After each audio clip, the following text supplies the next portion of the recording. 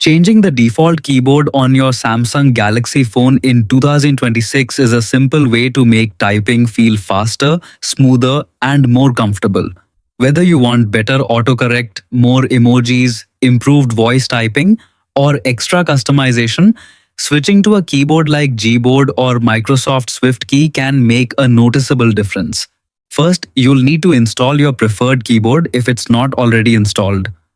Open the Google Play Store, search for Gboard or Microsoft SwiftKey, and install the app. Once it's ready, swipe down from the top of your screen and tap the Settings gear icon. Next, scroll down and tap General Management, then select Keyboard List and Default. Under the Keyboard section, you'll see all the keyboards installed on your phone. Find the one you just downloaded and turn on the toggle next to it.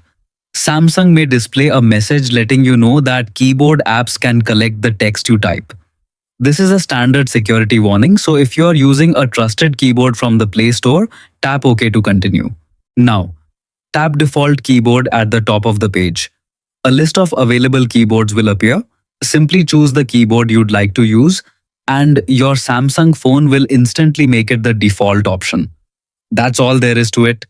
To make sure everything worked, open any app where you can type, like Messages, WhatsApp, Notes, or even your browser. Tap on a text box and your new keyboard should pop up right away. Type a few words, try out the emoji button, or test the voice typing feature to see how it feels. That's it. Your new keyboard is now ready to use. Enjoy faster, more comfortable typing, and don't forget to like, share, and subscribe for more helpful Samsung tips.